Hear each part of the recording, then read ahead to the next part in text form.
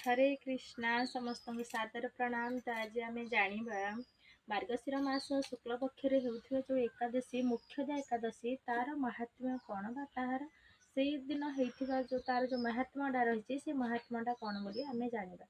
तो एकदा भगवान श्रीकृष्ण को अर्जुन पचारुछंती जे ये मार्गशीर मास शुक्ल पक्षर एकादशी महात्म्य कौन है कौन करा जाए या कौन कले लाभ कौन से सब विषय पचार। तो भगवान श्रीकृष्ण कहते वैखानस नामक जड़े राजा थे जी कि निज प्रजा मान को निजर पुत्र परी पालन करुले एवं समस्त सबू राज्य ठू पूरा भल भाव राजती थिला भल शासन करते।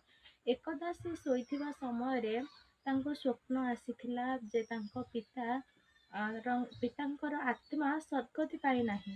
तो तेणु से जे कुल पुरोहित थिले निकट को जाइथिले एवं कुल पुरोहित आदेश रे से जने विद्वान पंडित बा पर्वत मुनि पाखक जाइथिले जे कि तांको कहिथिले ए मोक्षदा एकादशी करबा पई एवं ए मोक्षदा एकादशी कले कौन होता है ना वैकुंठ प्राप्त होता है। तो से कहिथिले जे तुमे मोक्षदा एकादशी कर जहा फल तुमर पिता वैकुंठ प्राप्त हुए बा मोक्ष पाइबे।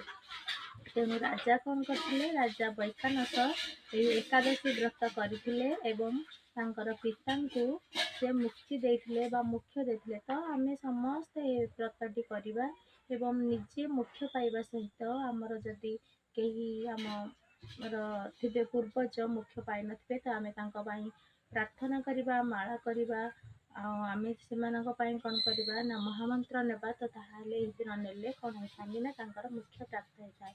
हरे कृष्ण।